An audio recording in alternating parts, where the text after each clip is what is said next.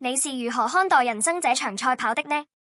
我們常活在一種強迫感中，想要為人生畫上一個完美的句號，買房置業、子女成功、安穩退休。如果沒能畫好這個句號，就會覺得人生是失敗的，並因此感到焦慮和空虛。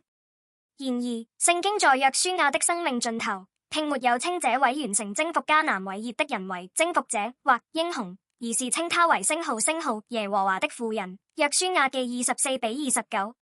在希伯來語中，婦人一詞源自 abad， 這個詞同時具有工作與敬拜的雙重含義。對於約書亞來說，生活就是敬拜，服侍就是侍奉他的主人。婦人沒有自己的計劃，唯有順服主人的旨意。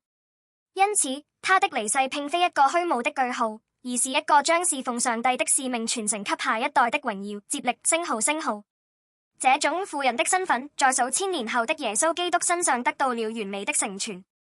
聖經稱上帝的兒子耶穌為星號，上帝的聖父。使徒行傳4:27-30。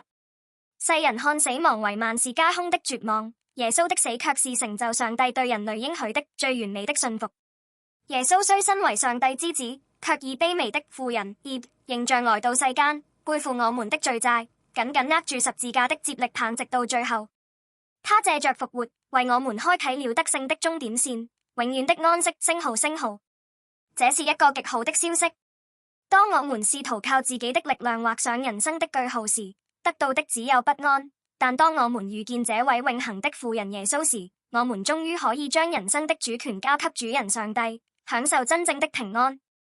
親愛的朋友們，請將你們的職場和家庭變成 abad， 工作與敬拜合一的地方。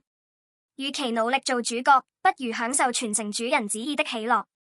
那時，我們的人生將不再是一個虛無的終結，而是一個通往永恆的燦爛過程。你們並不孤單，讓我們一起握住這神聖的接力棒，奔向終點。